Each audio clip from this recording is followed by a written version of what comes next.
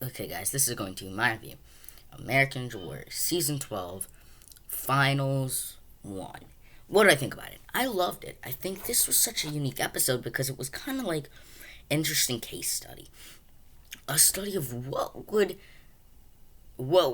it look like to have a city finals course but with the essence of a Vegas course, where it kind of is like you finish and you move on. You fail, good chance you're not moving on, type thing. Because let's be honest, if 24 ninjas night one you saw four ninjas finish, all it takes out of like the 11 remaining, all it takes is four other to finish, and that's your eight. So it's kind of an interesting case study because it's like you have like the feel like the pressure and the shock value of a Vegas episode, but the course of a city finals episode in this. And I think what's interesting is they showed so many. They showed more ninjas in this episode than they ever really have, especially this season. Because it's like literally, it's one ninja after another, but it's also because in the first, like, because I think they really constructed a very very difficult first half. They really did. Like when you look at the first half, they really do pluck out some of the hardest obstacles. Because like you look at that third obstacle and you're like that's like the thing is, a lot of people got past the third obstacle, but that's not any disrespect or to the difficulty of the third obstacle. It's just that look how good these ninjas truly are. Because you look at that third obstacle in a qualifying round, that's the ninja killer. That third obstacle, it's the ninja killer. I mean, that is difficult. Diamond Dash. I mean, Diamond Dash is like everybody. I feel like overlooks the difficulty of Diamond Dash because you look at season 10 when Diamond Dash was in season 10. It took out John Alexis Jr., Ruger. It took out It took out a lot of people. Diamond Dash in season 10. Then when it came back in season 11, it also took out a lot of people. But you just don't realize the difficulty because majority of the people who fell in Diamond Dash ended up moving on anyways in both Minneapolis and in LA. But it's difficult. You can't over because it's like what's so tricky is the idea of what's tricky is as the element of the spinning bridge of going up and down and up and down. But what's so hard here, what makes this even harder than the spinning bridge, is that you have to be so precise because you lean too forward, then it's gonna fall under you. You or not. If you step in, you have to step in the middle, but it's so hard to focus on stepping in the middle because you also have to go fast. So that obstacle is super difficult, and it got Michael Torres, and it got Dan Plizzi. And even if you survive, people like Jesse LeBrecq and Najee Richardson tripped. But I think another thing is the results wise. This episode is the best. It is what you want results wise. You want shocking falls. You want big surprises. You want big triumphs. That's what you want because like big surprises. Tyler Joy. Like I think Michael Torres was the biggest surprise because like I think if he could have got through that, he could have got through the rest of the course. I mean, we'll never know, but that was the biggest surprise because it was like you got Michael Torres, and he's such one of the favorites to win it all, and he's right there, but then you start to see him sizing it out, and then he just trips, and you're just like, wow, another Tommy Ninja done. But with the case like Tyler Gillette, it was shocking, but I think a different shock value. I think because because it was just like he just missed at the very very beginning. That was shocking too. But also you have big successes. Najee Richardson, Austin Gray, Jesse LeBrecq, and they did some great stuff by not fast forwarding a single ninja. That was just great. Because it was just great because that meant if you're not like 80%. No, it's probably not 80. It's probably, let's see, probably a good, I'm going to go 65%. 65% of ninjas who moved on to the finals competed tonight because so 65% of the ninjas who moved on to the finals got their run shown at least once, and so I think I think I started to realize How did they do it? How did they show 16 ninjas, people making it to the back half, people finishing, people making it to the ninth obstacle? Well, I guess, I'll tell you why. Because they didn't have fast forwards. And I think that's something people would overlook with fast forwards. You know? A couple things. Because fast forwards, if each fast forward segment, adds up to, a minute and a half or 2 minutes. Because they usually fast forward, 3 runs in a fast forward segment. Each one being, a 30-second fast forward of the run. But if you take that and every single segment, multiply that by 11, because there's 11 segments. So, yes, there's some segments they don't have fast forwards, but roughly 3 runs every second, every segment after the first one, roughly. And so it adds up. But when you have no fast forwards, you can literally go one ninja, another ninja, commercial break, another ninja. But that's one thing. But number 2 is a lot of ninjas fell in the first half. Because the reality is only 7. Oh, wait. Am I getting the statistic right? Let me check. Because I want to get this. It's a crazy statistic. American Ninja Warrior Nation.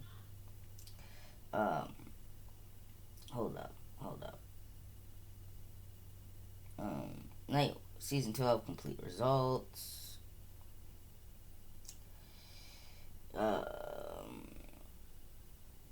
Yeah, 415. Yeah, only 8 ninjas made it to the back half. 8, so meaning half of the ninjas.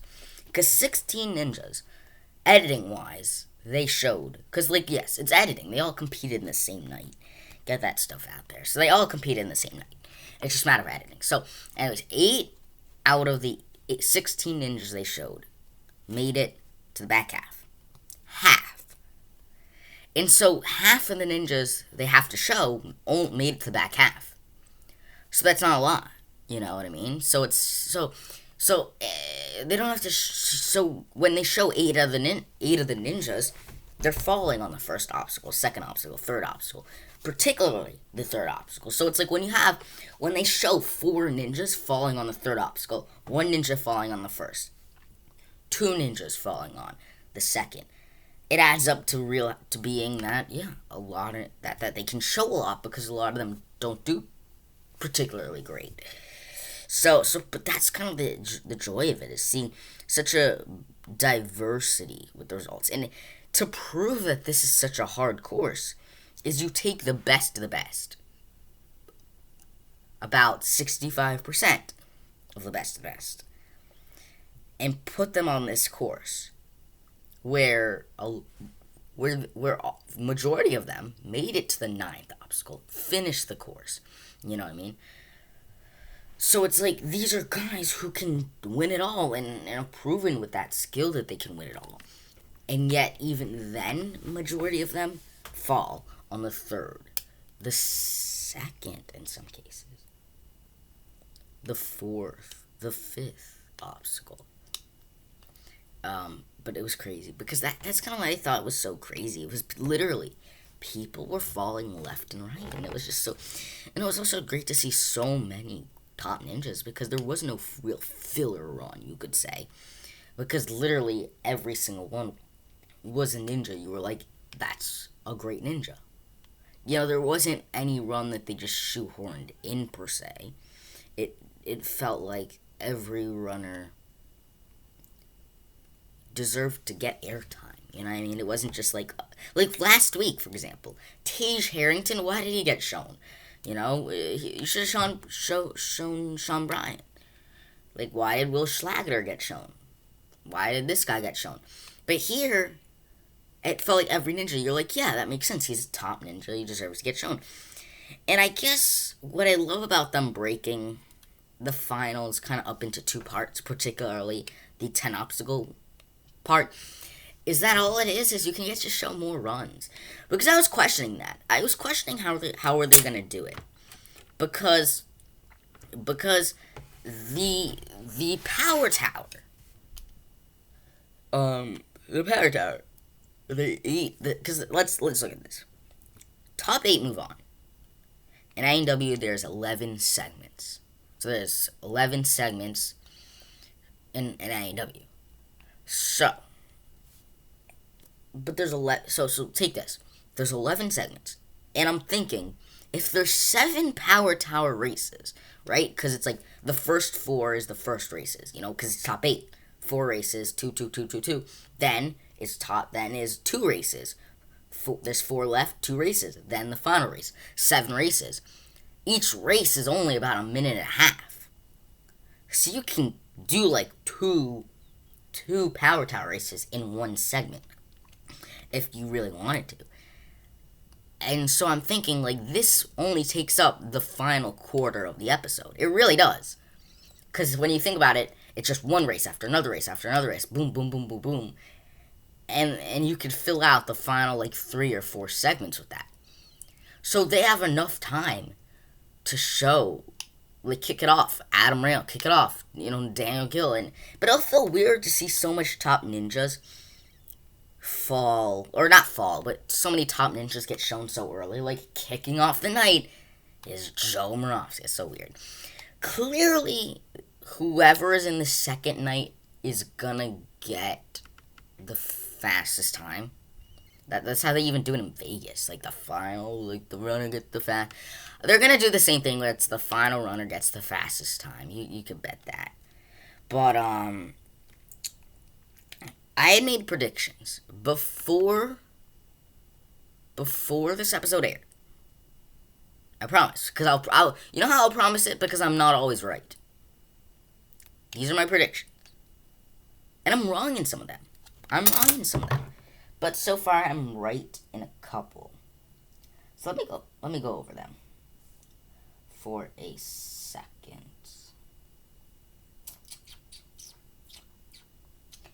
Here are my predictions.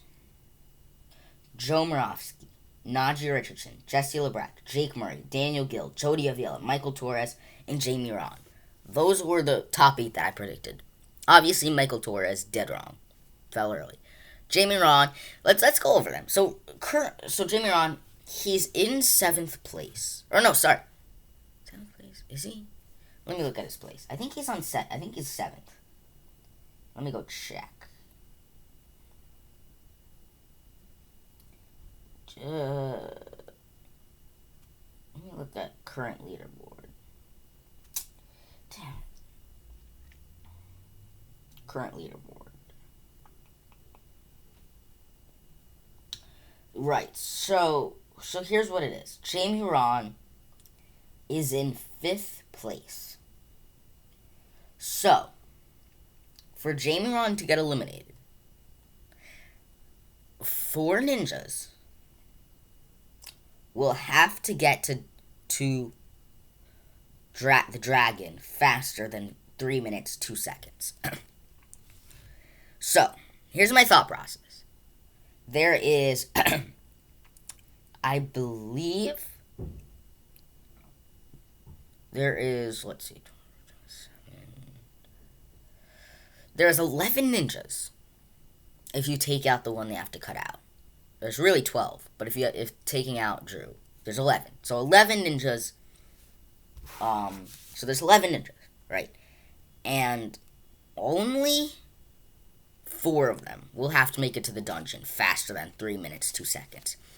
And when you look at who the 11 are, they are some speed demons. When you just look, you got Joe Moravsky. He's gotten the fastest time both times he competed in qualifying and the semis. Daniel Gill, Daniel Gill is fast, of course. Jake Murray, fast. RJ Roman, he got fast. Adam Rail, fast. Who else? David Wright's gotten, top time, not top times, but he goes faster than Jamie Ron. I guess the one question mark is Amir Malik. He did go fast. He's gone fast before, so Amir Malik, boom.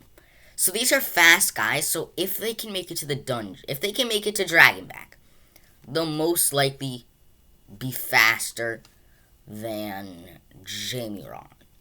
So it's just a matter of getting to drag back.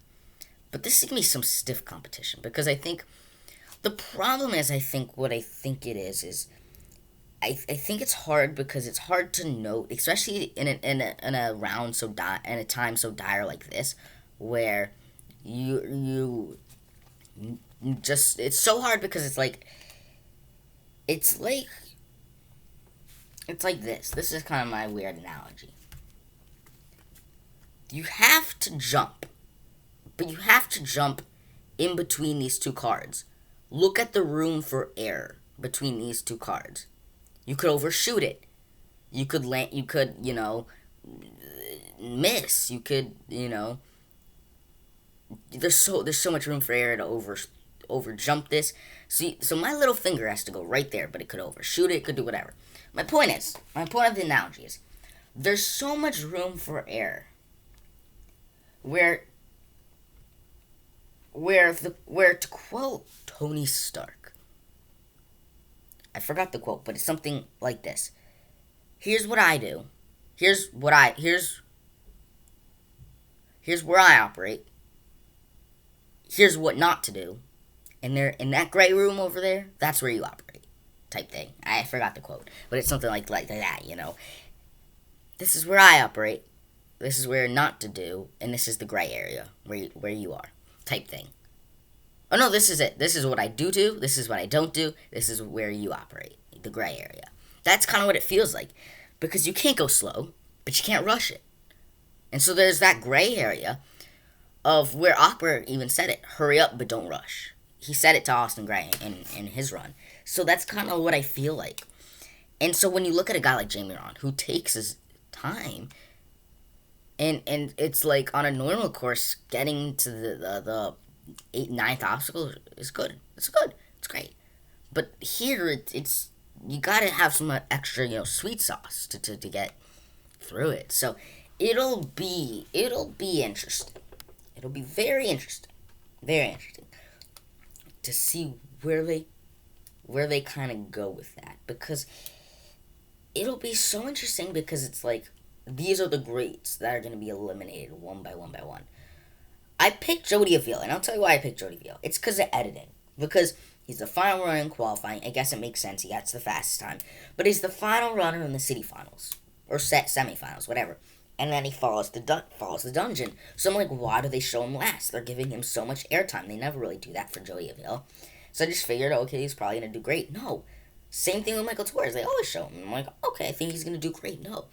Which props for the editors for really throwing us off. So they're great. So, but what's weird about who the top 8 is going to be, what's so weird is like take Lucas Reale for a second. They never showed Lucas Reale in qualifying and semis, and now you're going to give him tons of airtime. Then it just makes it so that it just takes away value from Lucas Reale, because then I know if he's making the power tower, I don't think he's going to win. So then you already know, okay, Lucas Reale probably not going to win, because they just don't, editing is a big part of it, because you look at some of the past winners and the past victors, and they get a lot of airtime. They're like the big stars. They always show them, and so here they only show Lucas Reale now, only show Austin Gray now. Now, so let's go. So Jamie Ron could move on, but it's gonna be on. It's very unlikely. So let's move on to Flip. Flip is in, Cameron Obama. Cameron made a mistake that I probably would make. It's just mental errors. It's psyching yourself out, because at that moment you're just like, I don't want to fall, but I don't want to let go, and then you realize it's too late. Because I feel like that mental error of not letting go, I feel like would something that is so frustrating, because all he had to do was let go, and he would. What sucks about for him is if he would have let go, he very well would have been heading to the power tower, for the most part, I'd say. So that's kind of what sucks. It's like, oh, you could have gone to the power tower instead. I don't know. So let's see. There's 4 slots open, right? But you never know.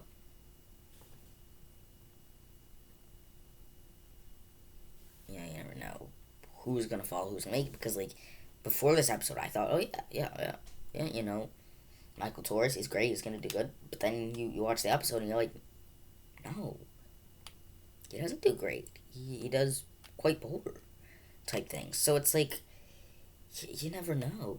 Um, so it's tricky. It's tricky to note exactly where a ninja falls or whatever, because it's just so tricky. But yeah, but this episode is great because they're so suspenseful, because it's like it's not like, because like in past seasons it could get the problem. I think the problem with like some past seasons in some of the courses is it became predictable, where it's like every ninja's falling on the eighth obstacle, every ninja's falling on the seventh or ninth.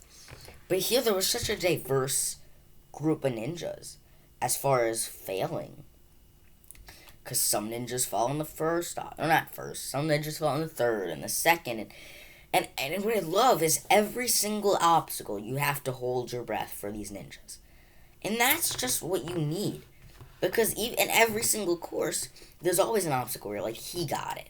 He's gonna get it. This is easy for him. But no, for these ninjas, I'm just like, I'm holding their breath, in the sense that any little move, because this course is very technical. If your skill is dead hangs, you're not finishing. Because that's just not the skill. The skill is being precise. There's no room for error, because on spin hopper, you put the hands in the wrong place, in the wrong position going up, you're done. You step in the wrong place in the diamond dash, you're done. All your training, it's done. You miss the blind grab, you're done. You whip on the sling on spring forward, you're done. You miss the grab on slam dunk, you're done. You get crooked on the slide part of dragging back, you're done. You hesitate on dragging back, you're done. You rush it on any of the obstacles, you're done. So it's just something that it's so crazy. And that's what I love about it, is every single obstacle I'm holding my breath for, even the best of the best. For the best, because you have a crazy course. When on the third obstacle, you're holding your breath in for the all for on such a huge level. I mean, crazy. It's crazy. But yeah, 15 full runs, 15 full runs, 1 mid run, which is good. It's good, because they show a lot. So really enjoy this episode. I probably will say this is probably the best run this season. So far, but I don't think next episode could really top it, because it's the finale, and so it'll be a very exciting episode, I guess. But I'm not the big. I don't know. So we'll see. Who's my winner pick? Okay. So far, okay. I'll give you an update. Okay, this is it. This is my winner pick. Okay. It's gonna be someone in night 2. I think. Because the ninjas in night 1, Najee, Lucas, Austin, and Jesse, the only ones that I think are semi-locks, not really, but semi, I would guess, just based on editing, I don't think Jesse LeBrecq really could do it. Austin Gray's never really got that much airtime. Lucas Reale, same thing. Najee, he's strong, but he's not really known for speed, so I don't know about him. In night 2, you got Dan Gill, you got Jake. I'm gonna go.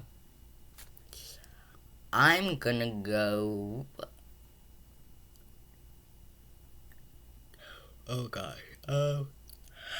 I don't know. Okay, here's my two. It's so hard to pick for me, but it's between Jake Murray and Joe Morofsky. If I had to rank them, oh gosh, because I mean both of them. But Joe's got a full run in qualifying and okay. I'll tell you who I want to win in Joe Morofsky, but I'll tell you who I think would win in Jake Murray. Anyways, stay tuned for more videos coming at you.